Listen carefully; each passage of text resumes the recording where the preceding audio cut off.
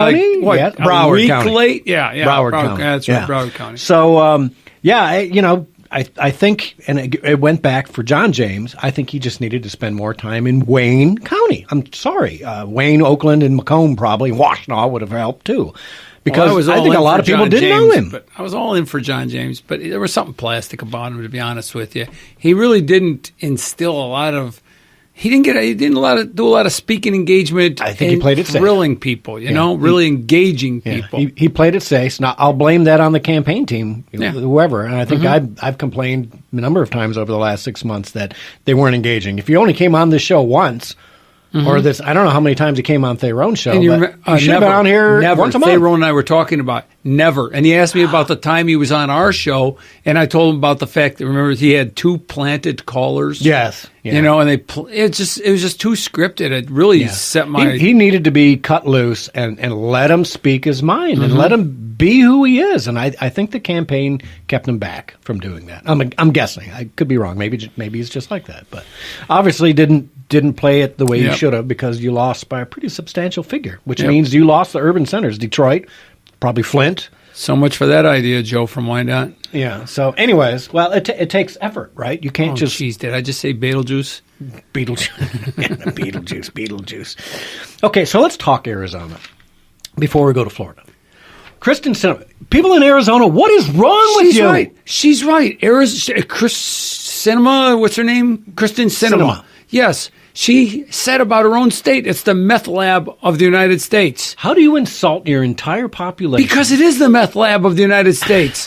They must be totally mentally addled. How do you choose this? Oh, my God, help us, please. Yeah, well, again, this is what happens. And I said this in a post on Tweet and Facebook, I think.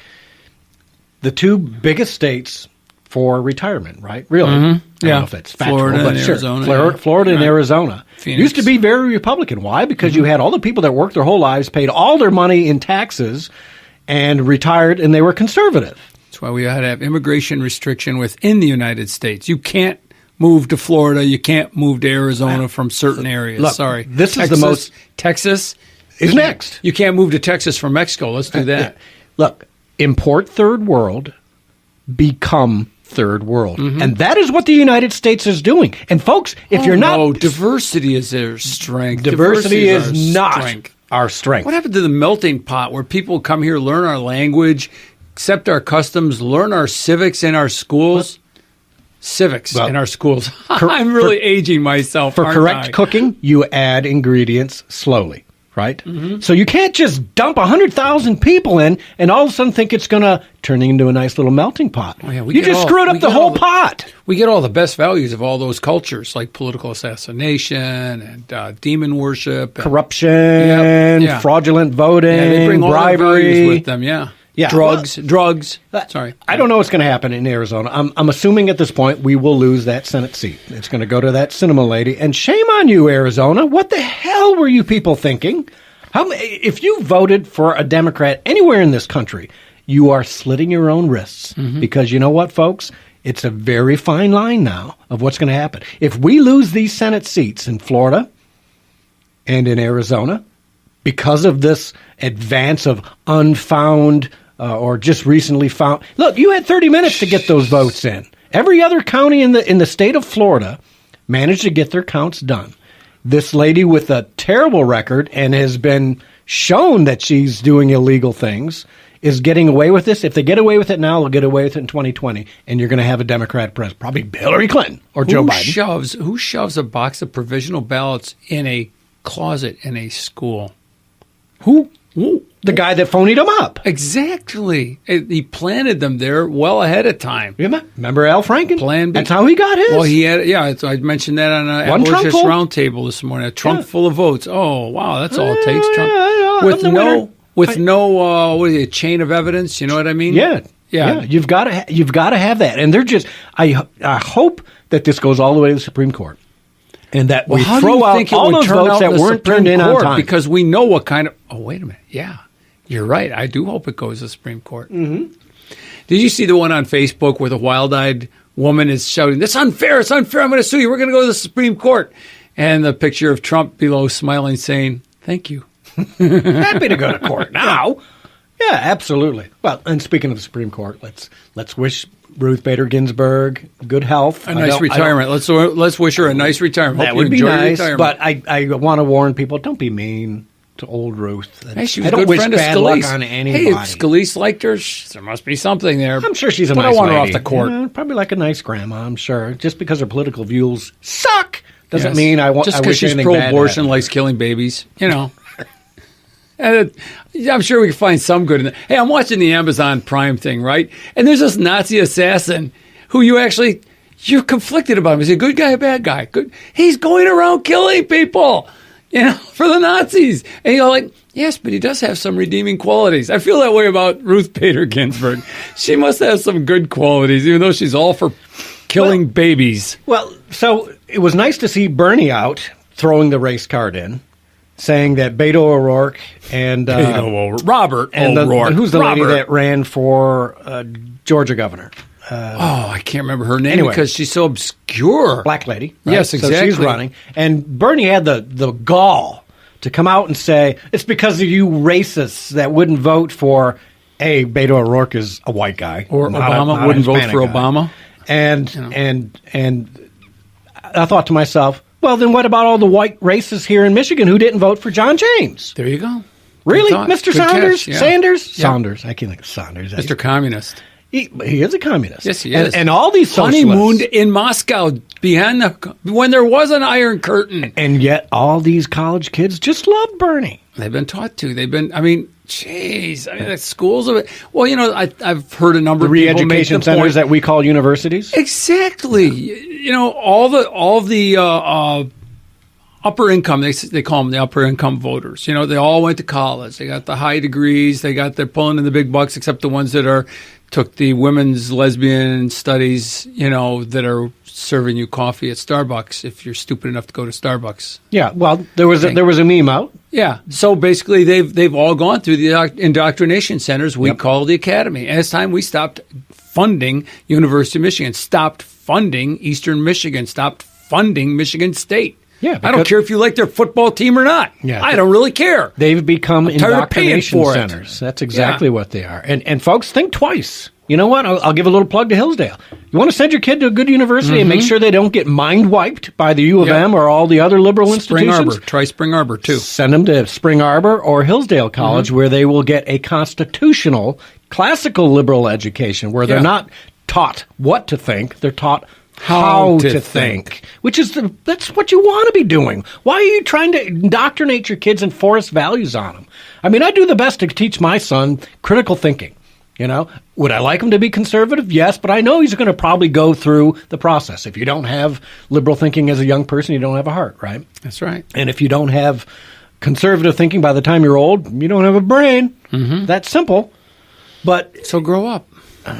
Not you. I'm sorry. It was a rhetorical grow up. It was, hey, you Democrats, grow up. All right. Enough of the election talk. I want to move on to something really important. Can we play that music again? A.G. Sessions. First casualty right out the gate. 24 hours after the election, boom! Boy, that Trump trying to derail Mueller by firing Sessions after like 2 years. After 2 years, he's trying to derail. I was disappointed because I had always kept on my tinfoil hat thinking that Jeff Sessions, the silent assassin, is going to go right to town and release all these indictments and find. He turned out to be just another piece of swamp filth, right? Yeah.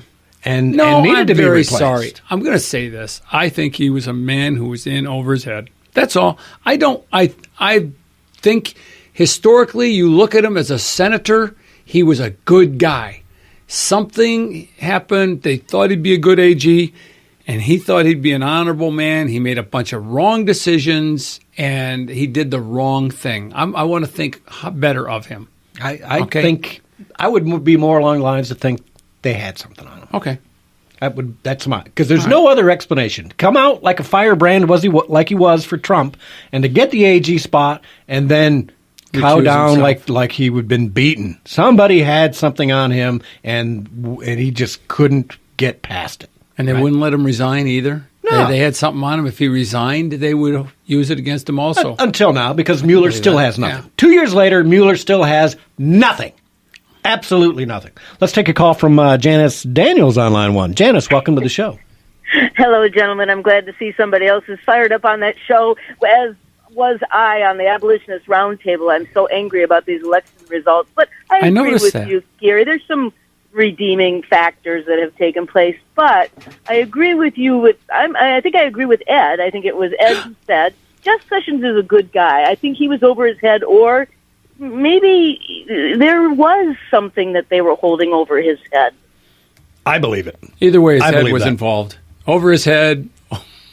Well, it's over with, right? Yeah. The time for Sessions is now done. It's gone. It's over with. That's it. That's right. You know what the real irony is about this entire election is that the very people that men and women like you and I who are trying to fight for to keep our constitutional government alive, the very people we're fighting for, our children and minorities, quite frankly, are the very people that are screwing it up for themselves. Mm-hmm.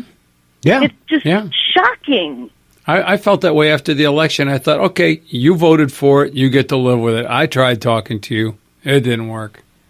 You know? Yeah, but, we can't give up because I think really, although I blame the Republican leadership greatly for this, I think the media has a lot to do with it because these people are not getting the information through this fog that the media gives them as a daily feed. I was sitting in a restaurant the other day, and CNN was on, and it had the words running at the bottom of the screen, and I'm reading what they're saying, and I'm going, this is just incredible. There's so many lies that they are outright just perpetrating and fomenting anger and distrust for our government, our form of government. Oh, was Jim Acosta? Was Jim Acosta talking? Is that what you? Well, no, actually, it was not him. Although I couldn't really look at it for too long, it was not Jim Acosta. Yeah. Well, but you make a great point because here's what you have to look at. Historically speaking, this midterm was pretty doggone good for the Republicans. It wasn't good here in Michigan, but we didn't lose a whole lot in the House, and we actually managed to gain a little bit in the Senate. And we kept the presidency. If we're able to keep the Senate. If we lose Arizona and Florida, it's still 48-52. It's 46-52 right now. So we'll retain it. The problem is, if we had 54, we wouldn't have had to worry all the time about Collins and Murkowski because we would have had two good ones. But unfortunately, we're going to probably lose both these seats, I think, now in the long term due to the fraud and incompetence of the Democratic Party.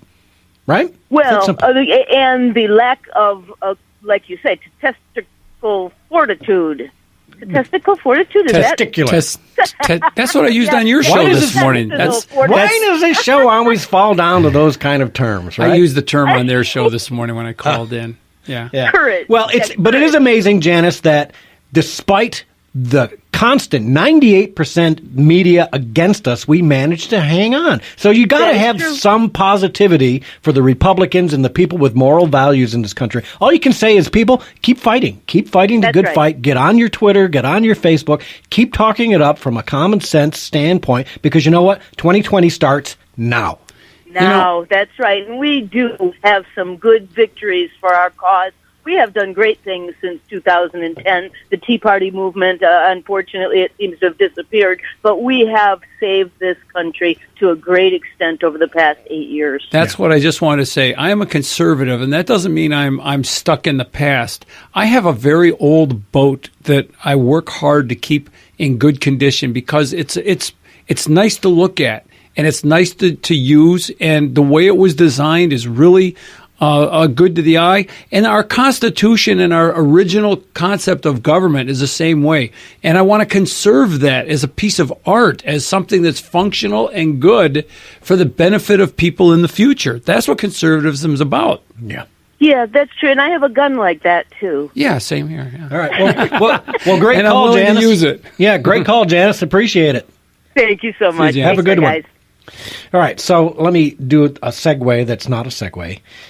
Martin's Hardware, 248-437-0600. If you got water softener, most of us do in that segue. area. We are supposed to be salt. We are supposed to preserve. Salt of the earth? Yes. That's us, right? And Salt of the Earth Radio. You can buy your salt. Like that. Yes, and you can buy your salt. Well, you can buy your salt at Martin's Hardware. It's located on Pontiac Trail in South Lyon, 248-437-0600. In the Current, you can go to currentonline.com if you don't get it, the paper itself. $4 off 6 bags of Hardy Cube Red.